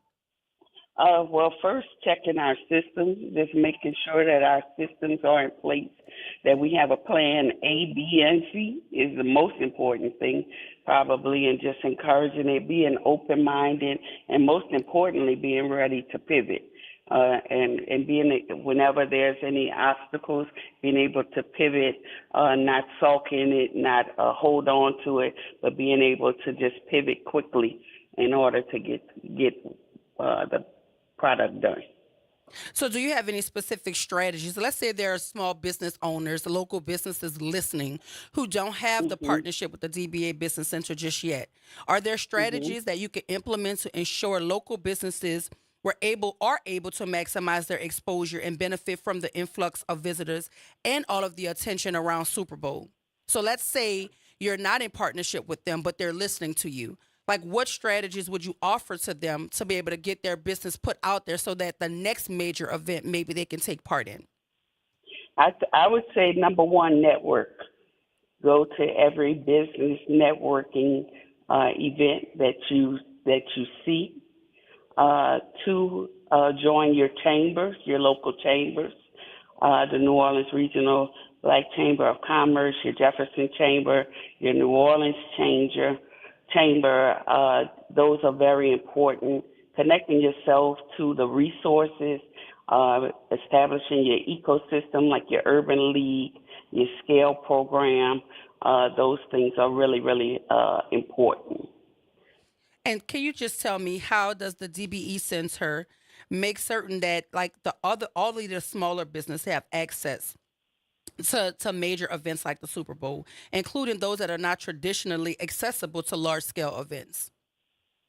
Just simply getting the word out, letting them know of the events. If I'm talking with somebody, they're going to know what else is happening. And we can be at one event, they're going to know what's happening next. Hey, there's a meeting Friday going on. I need you there. Just make sure you're there, sharing the information that's brought to me It's not just about DBA, it's about the community as a whole, and just encouraging those to scale and grow just as we are. We don't want to be at the top by ourselves, so we certainly are bringing those with alongside us with us. So are there any tips you can give to small business owners to make certain that they can also use this experience to catapult themselves to newer experiences? Like, what about customer service? What about professionalism? Are there any tips that you can give to small businesses? Okay, definitely. Well, I would still say number one is networking. Number two, creating those systems, looking at how you operate, and then with that being basically setting yourself apart, not simply being a mom and pop operation. Think big. Think you can be a small business and not operate as a small business. Making sure that you're not using your business as simply a hustle. We operate as a corporation, basically. And so the systems are in place to make sure we look at our standards of operation. We look at our business plan often. We tweak our business plan often. We evaluate our goals, just making sure our goals align with what we're actually doing. And we encourage the professionalism and above all, the customer service is paramount. So what we like to do is under-promise and over-deliver, and making sure that what we say we're going to do it in and on time. Well, listen, now that we got like the business of the business out of the way, I want to ask you some fun questions. First of all, are you going to watch the Super Bowl? Most definitely. I'm a football fan. And are you rooting for any particular team? Probably the Eagles at this point. Yeah. Probably the Eagles at this point. So let's ask ourselves why. Why do you want the Eagles to beat KC this go round? I am a Jalen Hurts fan. Come on. I am CD Deuce's probably biggest fan. I am a fan of Chauncey Gardner-Johnson by all means, and I just love Devontae Smith also. So I just go Eagles. Now listen, now see, you had me until you got to see the Deuce, because he said some little skeptical things about the city, but it's all in good fun. But I am absolutely a Jalen Hurts fan. I think that young man is special. I like what he's doing with his team, with all women. He's surrounding himself with good people. And I just think it's a redemption thing for him. Like, he went through a very tough time, leaving Alabama. And then he's gotten to the big game, didn't win it. So, listen, I'm loving all of it. I think the rematch is very fitting for the fanfare of it all. Yes. I just don't want to see another Swifty Bowl. I'm just going to be honest with you. No, I wanted to mention that. I was trying to be politically correct, but now that you said that's my number one reason. I'm telling you, I just don't want to see another Swifty Bowl, but I absolutely want to thank you for joining us. And coming on to talk to us about the DBE Business Center. So I listen. I don't know if we're going to break. We're not going to go to break. We're going to continue to talk to you. Am I adding her to the call as well? Listen, it's always fun times over here. Okay, it's always fun times over here. So I'm going to let you go because I do have another guest to talk to, but it's always so fun to talk to local businesses and local people that are intimately involved in the Super Bowl. I think that's an experience that we're all very proud of each of you for having been involved in. So thank you for what you do for local businesses, for small businesses. And listen, a nurse by trade, but you're knocking it out the park with the DBA Business Center. So thank you for all you do. And have a blessed morning, Ms. Courtney. You all have a wonderful Super Bowl week. You too. Take care. Listen, we have to pivot, y'all, because we have a number of guests to talk to today and a number of topics to talk about. So we want to thank our previous guest, Ms. Courtney Roy Clover from the DBA Business Center. But right now, we're going to jump into conversation with Ms. Sarita Cloud from Creativity Justified. And I want to welcome her to the Good Morning Show. Good morning, Ms. Cloud. How are you? Good morning. Good morning. How are you this morning? I'm great. Listen, we're talking to all kinds of folk intimately involved with the Super Bowl. How exciting is that for you? It has been a breath of fresh air. It has been, I would say, an opportunity of a lifetime. And I mean, it's a moment that when it comes, you got to show up and you got to show out. And that's what we know how to do best here. Absolutely, we do. So can you tell us about Creativity Justified and the core mission behind your organization? Absolutely. Creativity Justified was founded back in 2016. We are a full-service marketing and advertising agency based in the New Orleans metro area. We do have a few offices, both in New Orleans as well as Alpharetta, Georgia, and McKinney, Texas. We focus on working with industries within the healthcare, education, government, and corporate spaces. That does include sports entertainment, where we help to amplify their messaging to reach diverse audiences. And so from companies like Ochsner Health, Louisiana Department of Health, the New Orleans Saints, New Orleans Pelicans, and now doing work with the NFL directly as well as the Super Bowl host committee are all things that we've been proud of being able to do. And that's anything from website design and development, building out web portals, building out onboarding platforms, building logo and branding assets, social media management, video production as well. And so we're doing a lot of things here at Creativity Justified. Listen, well, you jumped into the answer to my next question, which was what role did Creativity Justified play in this year's Super Bowl? But talk to us about how did you get involved in supporting the celebration? Absolutely. So we worked on various activations and still continue this week to work on various activations for the Super Bowl. But we first got started, there was a program called LIX Source, which is part of NFL Source, which is a supply diversity initiative by the NFL. That was introduced last year. About 1,400 businesses in New Orleans applied to be part of that program. About 225 businesses made the cut. We were one of those businesses, along with the former guest DBA Center as well. And so we were invited to be a part of that program. In that program, they had a lot of capacity building workshops, but also opportunities to compete for contracts. And they made it very clear, hey, this is an opportunity. Everyone's not going to get a contract, but this is your opportunity to be able to compete for contracts. And I always take it a little bit further and say, it's not only your opportunity to compete, but it's also your opportunity to pitch yourself. So when you get in these spaces and when you get in these rooms, you know, do your work. Go, don't hang around just people you know or people you're comfortable with. Get around, meet people, build genuine relationships, and pitch who you are and what you can provide. And that is exactly what we did during that time period, which led to a plethora of opportunities. We did a lot of video production in collaboration with the New Orleans Super Bowl host committee, so capturing a lot of their events and turning it around for social media. One huge project that we were able to work directly with the NFL with is the NFL's Guide to New Orleans. And that project was very special for us because it was in that project, one, we pitched it to the NFL, so it wasn't something that was already existing. It was something that we pitched to them.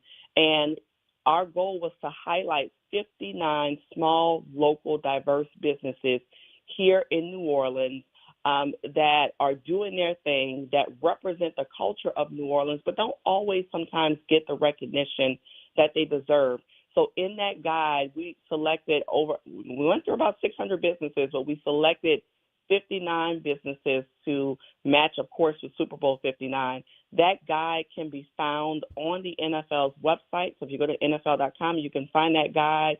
And we highlighted, you know, restaurants and places to go and things to do in New Orleans, but that's centric to New Orleans, and that represents our culture. We know that New Orleans is a predominantly Black city, and so you're going to see that represented in the guide, and we wanted to make sure that we had our hand in helping to amplify these businesses. And so you'll see them on there. 10 of those businesses got highlighted with a video highlight, and so if you're following our page, you'll see their video highlights for those businesses that include the Car Nola, and includes Justini's and a few other places as well, Queendom Aesthetics.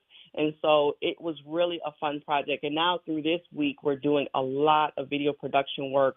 We started off the week capturing the Super Bowl 59 second line. So you can now see that posted. It's going to be posted on the Super Bowl's Instagram as well.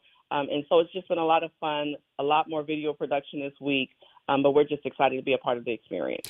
So where can we find Creativity Justified on social media? You can follow us at Creativity Justified, JUSTIFIED. So you can follow us there on Instagram as well as on Facebook. It's Creativity Justified NOLA. You can find us there. And on X or Twitter, whatever they call it nowadays, you can find us at Creativity Just and the number 2. And so, listen, I'm going to ask you the same question that I asked the previous guest, Ms. Courtney Roy Clover from the DBA Business Center. We know that the Super Bowl does not feature any local team, but who you rooting for, KC or Philly? Listen, we got a chance to be on the field last night. And we were able to share the field with a lot of media last night on opening night. And I can tell y'all, me and my husband probably differ in this space. Listen, I was standing next to Jalen Hurts last night, and my daughter was going bananas. As she should. Tell her I understand. As she should. So I think we're going to side with the Eagles this time around. So you're going to go for the Eagles this time around? Listen, I think the ties that connect us all when we talk about this game is this idea that we want to see Jalen win. I know that's my reason. Like, I think he's a phenomenal young man, and I just want to see him just win the big one, right? Like, no shot against KC. They've been there. They've done that. They have the trophies to prove it. I just think that this might be Jalen Hurts' year. So let's just hope, for a healthy game, a fun game, a competitive game. But at the end of the day, I want to see Jalen Hurts holding that trophy in the air. So what's your takeaway? We have to go to break, but what's your takeaway before we let you go? And want to thank you for being here as well. Absolutely. I would just say, New Orleans, y'all, we are a very cultured city. We are very centric in that we are a small city, so we all kind of know each other. And I think if we can leave with anything, yes, the Super Bowl is coming and all this great economic impact is coming to New Orleans.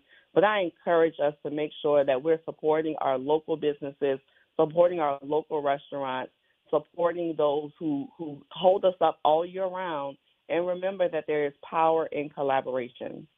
Well, thank you so much for joining us this morning. I hope you enjoy the rest of the Super Bowl festivities, but thank you for spending part of your morning here at WBOK with us. I appreciate you. Thank y'all so much. Have a blessed one.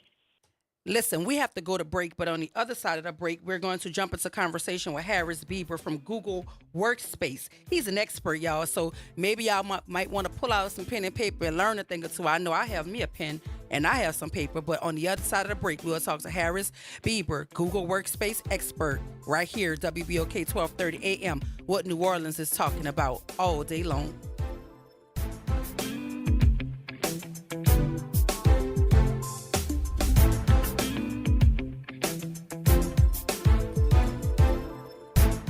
NOLA Public Schools' main round enrollment for kindergarten through 12th grade is now open. With 73 schools available through the NOLA Public Schools Common Application Process, or NCAP, finding the right school fit for your family is easier than ever. List up to 12 choices to maximize your chances and apply by January 24th. We're all in, and we hope you are too.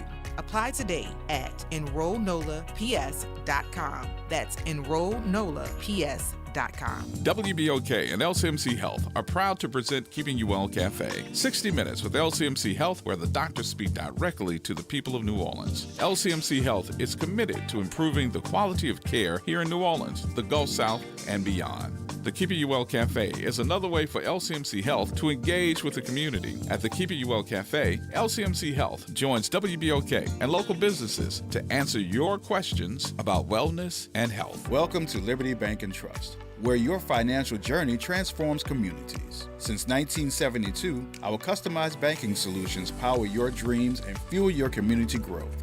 Every dollar you invest with us circles back to empower more people, ensuring opportunities for generations. Join us at Liberty Bank. Together, we empower possibility. Visit libertybank.net to start banking with purpose. Liberty Bank, there's freedom here. Making a difference in the community. WBOK 1230 AM. Good morning, Wake Up. The Good Morning Show. Good morning. On WBOK 1230 AM. And we are back. Welcome back to the Good Morning Show. I am your host, Dr. Ashanta White. Super producer Naira Sanders is in the building with me as well. I want to thank our guest, and I hate to say her name wrong, so I hope I'm saying it right, but I want to shout out Miss Karita Cloud from Creativity Justified. I think I called her Sarita at first, but Karita Cloud from Creativity Justified. It is so dope to see local businesses being a part of such huge events such as the Super Bowl. So shout out to Miss Cloud over at Creativity Justified and Miss Courtney Roy Clover from the DBA Business Center. We want to thank them for all of the work they're doing to highlight local businesses and to make our mark, the New Orleans mark, for Super Bowl 59. But right now, we're going to jump into conversation with Harris Bieber, a Google Workspace expert. Good morning, Mr. Bieber. Welcome to the Good Morning Show. Good morning. Thank you for having me. It's great to be here. Listen, no, thank you for being here. I told the audience before I brought you on, I said, listen, if y'all are listening and you want to learn something, grab a pen and some paper because I know I have my pen and I'm ready to learn from the expert about these tips and tricks on how to use AI to be more efficient and creative in the workspace. So welcome to the Good Morning Show. Teach us. Teach us. Thank you. I am happy to be here. I lived in New Orleans for a year of my life when I was a younger man, so I love to teach anything I can to the people of New Orleans. It is really important time. Small businesses everywhere are starting to benefit from AI, and they could really use that value. 40% of businesses are already using AI to help them thrive, but 100% of them could be getting benefits. And that's really important because there's 34 million small businesses in the country. That's 99.9% of businesses. And it's about 50% of the American workforce. So if we don't help them succeed, that has a real impact on communities, and we want to help them thrive. So what are some of the most common misconceptions small business owners have about using AI, and how can they overcome those misconceptions? Well, I don't know. They're scared a little bit. There's some skepticism, but the reality is that's all rooted in it's a little bit daunting and they don't know how it could help them. And what I want to demystify for them is it's really easy. You could literally ask AI anything and it could help you, from summarizing your emails to helping you write an email. You know, you started a business because you had a passion, whether that's a bakery, an art studio, or you make boats. You love what you do, but what you might not have realized is there's hundreds of things throughout your day that keep you from doing what you love. And you might not be a great marketer. You might not know anything about a social media post. Well, Gemini in Google Workspace could help you with all those things with just a few words. Say, help me write a social media post to promote my art studio and an art gallery exhibit that we're doing. And it'll come up with 10 social media posts for you. And the best part about it is if you don't like it, it doesn't get offended. You say, I don't like those posts. Give me 10 more and make them funny. Or focus on this aspect of the artist, and it'll give you 10 more in like a few seconds. So it is really easy to use, and you could keep asking it for more, and it never gets tired. And when you're a small business, maybe 1 or 2 people or 10 people, you might not have the resources you need to really succeed. And that's where AI could step in and help you, right? It's really an enabler of success. It doesn't replace something. It helps you do things that you either don't know how to do or you might not have the time to do. And all of that lets you get back to what you love to do. So what are some of those time-saving hacks that small business owners can immediately implement using AI to boost their productivity? So all small businesses use Gmail. They love it. It could help them respond to customers. It could help them write a customer proposal, right? If you have to do a quote for a job that you're looking to secure. If you need to build a presentation, it could help you generate images that you don't have to take a photo of it. You could just create a custom image. You don't have to scour the internet looking for the perfect image that you could drop in a presentation. It'll just create it for you, right? You ask it and it'll do it. If you want to track your inventory in Sheets, you could just write a prompt and say, what are the products that are selling most? What are the products that are not selling? And the reason why this matters is these little details can make or break a small business. If you don't have enough of a popular product, or you have too much of something, those things matter on whether you have a great month or a month that puts you in the hole. So these little tips and just asking it to help you is really transformational for small businesses. And the key that I would say is just ask. You'll get better as you use it. AI is getting better and better every day, but the biggest inhibitor for small businesses is they're not asking. Just ask it like you'd ask a friend to help you out, but you could be more imposing on them because AI will do anything that you ask it for. Like, you can't ask it too much. Say, you're a marketer, you're a finance, you're an accountant. Help me write my profit and loss for the month. So all these things that you might not know how to do or don't have time to do, that's where AI could step in and really take it over for you. So how do you see the role of AI evolving in the small business landscape in the coming years? I've never met a small business owner, and I speak to lots of them, that has extra time, especially really small businesses. You wear every single hat in that business, and if you don't do it, it doesn't get done. That's where AI could step in and really help you get the things done. You know, in the beginning last year, there was talk about time savings, but I don't know about you, no matter how much time I save, there's more stuff that fills my day. So it's really about how do you get better output, higher quality work, faster, so you could get back to the things that you love. And whether that's baking or speaking with customers or creating art or building boats, you could focus on that, and AI will take care of the things that you need to run your business, but might not want to spend your time doing. So what are some of the common mistakes small business owners make when starting to use the AI tools, and how can they avoid them?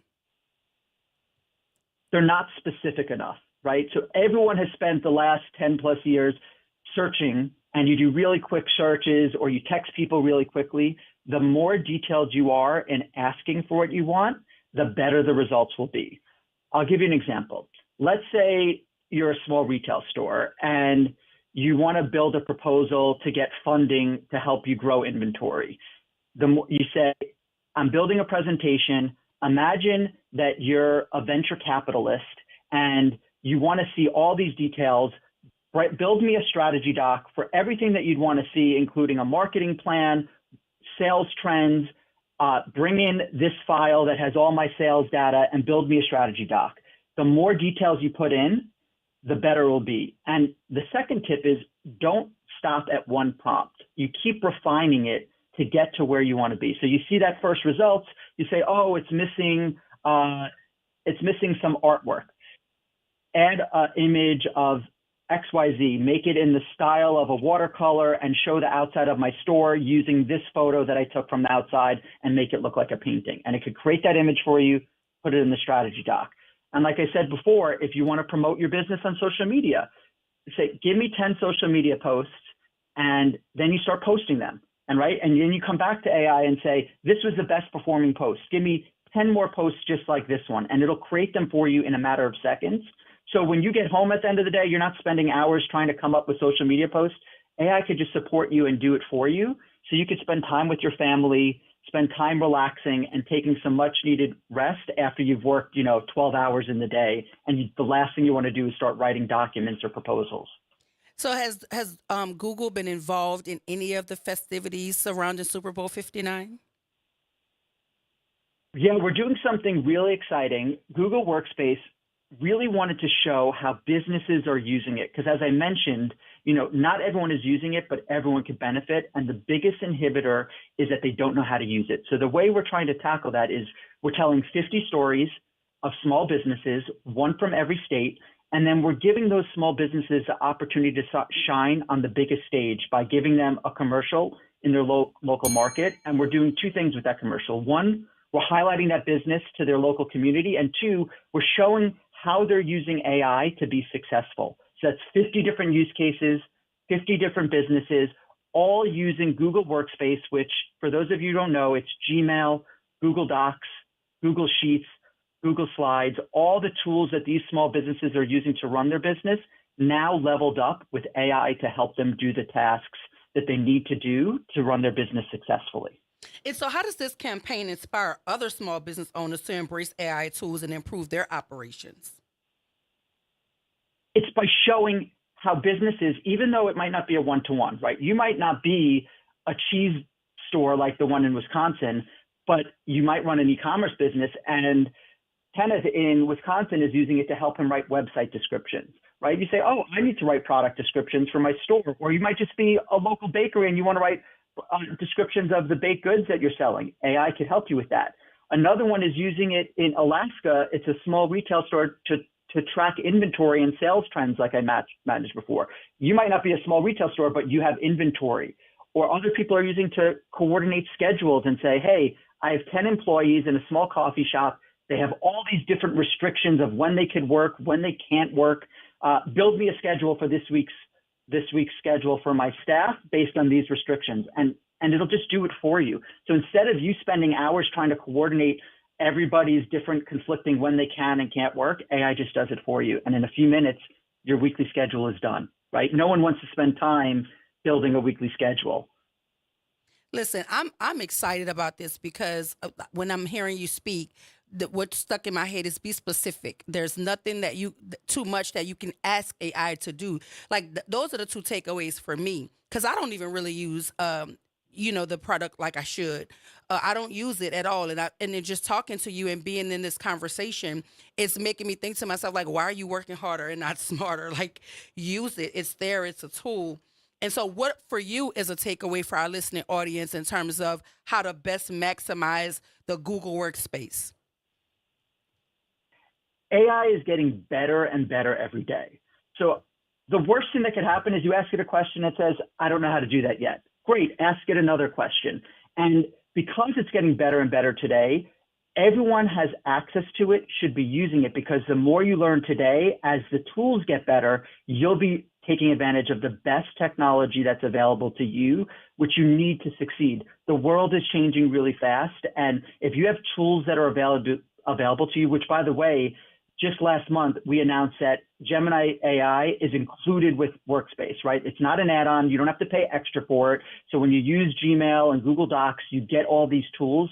They're sitting there waiting to help you. Don't wait for them to help you. Just keep trying. The more you try, like anything, you will get better at it and you will be hooked. I use it so much throughout my day, and only because I started using it. The first time I was really bad at writing a prompt, and I was like, oh, be more specific. It'll give me a better answer. And now I'm really great at it. And it only takes a few times of doing it before you become a pro. It is not something that's hard to do. The hardest thing is you starting, right? And that's really easy to do. Just write a single prompt and you will get great at it. Listen, I appreciate you for being here. I've learned something. I'm certain our listening audience has learned something, but here's the fun question. Who do you have for the Super Bowl, KC or Philly?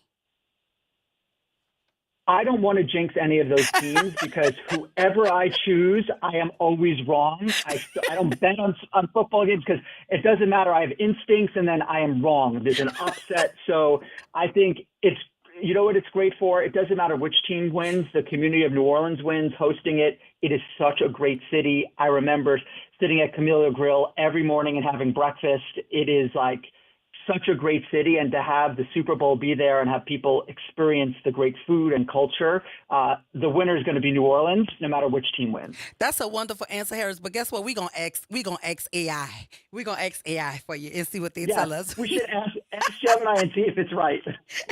No, but thank you so much for being here. We appreciate you. We have to go to break, and I know you have a busy morning as you're doing all of the work around the Super Bowl campaign with Google Workspace. So thank you for sharing part of your morning here with us. Thank you so much.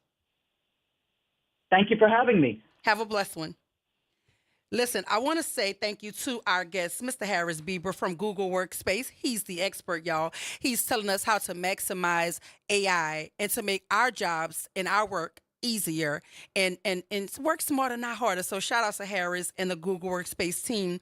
But look, on the other side of the break, we're going to have more conversations. We're going to talk world news, that and a whole lot more. WBOK 1230 AM, what New Orleans is talking about all day long.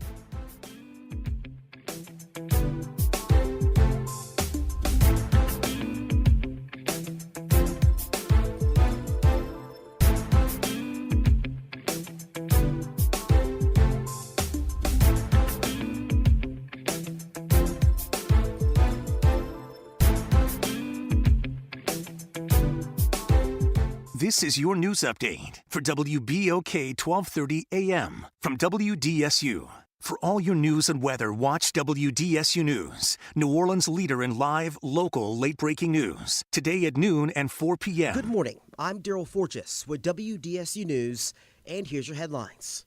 Reaction coming in about bombshell emails that allege members of the New Orleans Saints tried to coach the Archdiocese in the clergy's sex abuse scandal. Hundreds of emails were obtained from 2018, alleging the Saints briefed the Archbishop on how to handle the media. The Saints say in part, no member of the Saints organization condones or wants to cover up abuse within the Archdiocese. We have a full breakdown of the emails and the response from the Archdiocese right now on our website. That's WDSU.com. The search is on for a new leader of the embattled Sewerage and Water Board.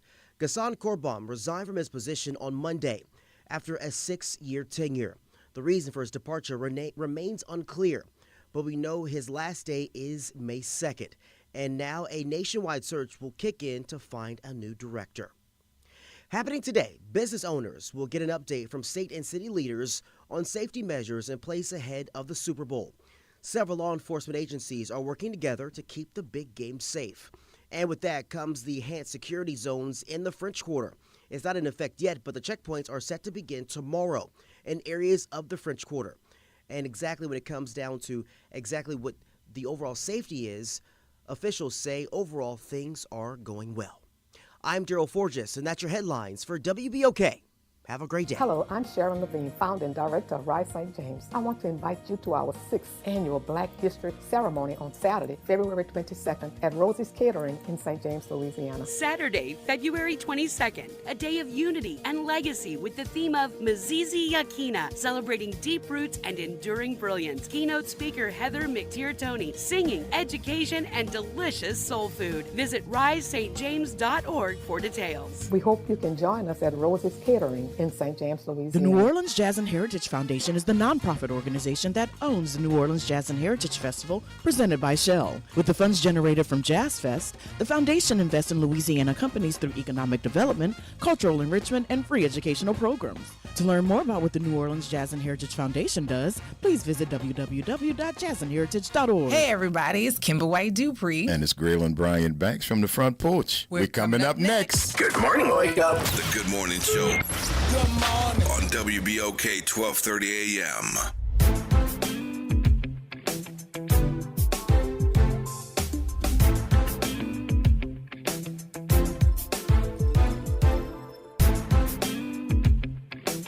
And we are back. Welcome back to the Good Morning Show. I'm your host, Dr. Ashanta White. Super producer Nyra Sanders is in the building as well. I want to once again say thank you to our guest, Harris Bieber from Google Workspace. He was an expert. He had all of the answers. But right now, we're going to turn our attention to what started for us as local news, but has quickly become national news. And that is the NFL emails reveal extent of Saints damage control for the clergy sex abuse crisis. And listen, I sadly just wasn't shocked by this. I do believe that there is a certain protection that goes into play when you're talking about very wealthy entities, very wealthy people, and there's always an idea that things can be fixed. You know, they pay fixers. When you have enough money, there's a fix and a fixer to come in and make it all better. But I think this is deplorable. I think this is one of the most egregious things that I've ever heard be associated with a sports team. You know, when they were talking about Bounty Gate and all of those things, they blew that up and it was everywhere. I don't think this situation is being talked about enough or with the attention that it deserves, because to aid and abet sexual predators of children, to me, that's criminal. Like, people should be going to prison for this. This is sick.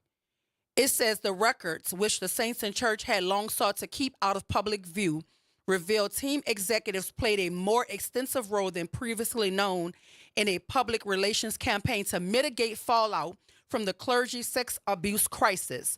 The email shed new light on the Saints' foray into a fraught topic far from the gridiron, a behind-the-scenes effort driven by the team's devoutly Catholic owner who has long enjoyed a close relationship with the city's embattled archbishop. Now, let me say this. I love my pastor, as I'm certain that many of you love your pastor. But I could almost put my head on the guillotine and tell you that I would not, under any circumstances,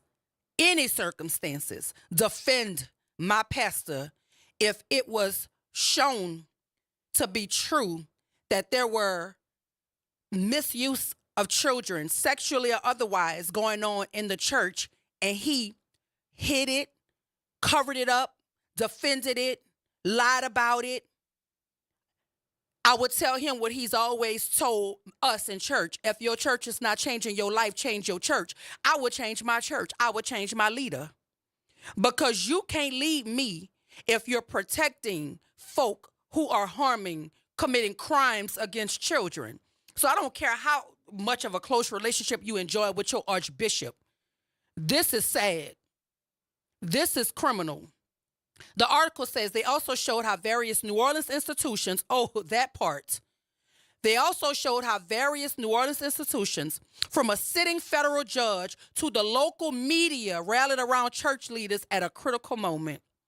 Among the key moments, as revealed in the Saints' own emails, Saints executives were so involved in the church damage control that a team spokesperson briefed his boss on a 2018 call with the city's top prosecutor hours before the church released a list of clergymen accused of abuse. Wealth protects wealth. Power protects power. The call, the spokesperson said, allowed us to take certain people off the list. Team officials were among the first people outside of the church to view the list. It carefully curated yet undercounted roster of suspected pedophiles. The disclosure of those names invited civil claims against the church and drew attention from federal and state law enforcement. This is sick.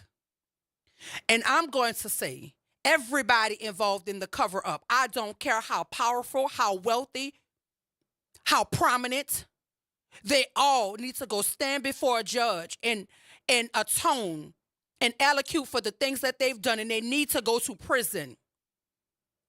This is sick. I keep telling you, when you go after somebody like Diddy, you got to go after the head of the snake. You want the head. This thing is bigger than Nino Brown, and all of them ought to be in prison. We're going to go to the phone lines, Don. We don't have a lot of time, so talk to me. Yes, Sister Wyatt, and let me say this quickly. UNO, 80,000 alumni, 40,000 living in the New Orleans metro area. Everybody give $1,000 a year. That'd be $40 million, and bring UNO out of this deficit. They should be ashamed of themselves, UNO alumni. But look, this is the NFL. You know, the NFL and the NBA. The NBA got rid of the guy who used to own the Clippers, Sterling, because of his memos, and they forced him to sell the team, the Clippers. And they also did the same for the guy who used to own the Carolina Panthers. See, they have to, the Saints have to answer to those NFL owners and commissioners. So Ms. Benson might be forced to sell that franchise, as well as answer to the judicial system. And they need to answer to the parents of the victims as well. They need to make those people whole. Therapy, money, whatever it takes, something has to. This is sick. But I have to let you go down because we have another call and I only got 4 minutes. Thank you, sister. Thank you so much. Listen, good morning, James. Welcome to the Good Morning Show. We don't have a lot of time. Talk to me. I know. Obstruction of justice. Yeah, that's what we can get them on. That's obstruction, isn't it? Is it not? At the state, local. Oh, I agree. Yeah, that's all I wanted to see. Thank you so much, James. Appreciate you. Listen, that's why I love the WBOK listening audience, because it don't care if we have 50 minutes or 5 minutes, they going to call. But I want to say this real quick. Representative Mandy Landry says this is disgusting. As a New Orleans resident, taxpayer, and Catholic, it doesn't make any sense to me why the Saints will go to these lands to protect grown men who rape children. All of them should have been just as horrified at the allegations. And I'm going to go even further. This is sick and it's criminal. And I don't care how much money or wealth or prestige or power you have. If you could help hide the raping of an 8-year-old boy, you need to be in a prison cell. That's where you belong. Whether you committed the crime or you help hide the crime, you are just as culpable, because you do know they do that to us all the time. If you ride in the car with somebody and they commit murder, guess what they're going to charge you with as the passenger? Felony murder, because they're going to feel like you knew what was going on. You was there when it happened, so you just as guilty. So I want to see the laws that come down so heavy on us come down very heavily on all of these people. This is sick. This is sick. You do not create monsters of this magnitude, and they're allowed to get away with it for so long without a very intense, wealthy cover-up. And wealth should not protect them from the outcome of the judicial system. This is criminal. And I'm going to keep my third eye, not my left or my right, but my third eye on this, because I want to see what money and prestige and power do for people in this city. When you know children are being hurt, harmed, molested, raped, and you turn to a professional football team organization. You know why you turn to them? Because the person that owns it is a Catholic, and y'all have a real good relationship. That's why you turn to her for her help. But what she should have did was turned you over to the Department of Justice. That's what she should have done. And her hands would be clean. But if anybody's hands are dirty, they all need to go get the paddy wagon, go wrap them, go get them all. Drive around Benson Tower and put them all in the paddy wagon and bring them down there to the courthouse. Put them in front of a judge, all of them. The clergy, the archdiocese, all of the saints officials who covered it up. Anybody in the NFL that covered it up. This is sick. And our children deserve better. But y'all stay tuned up next for the front porch, where things are a lot more fun and friendly. But right here on the Good Morning Show, we're going to always give it to you straight, no chaser. Because somebody got to talk about it. And with the commander-in-chief rolling back all of the actual news organizations and he replacing them with his organizations that can only tell his side of things, we need WBOK now more than ever to be a place where you could get the facts unfiltered. Straight, no chaser. This is WBOK 1230 AM. I'm your host, Dr. Shanta White, and that's for me in the Good Morning Show. I'm going to see y'all tomorrow.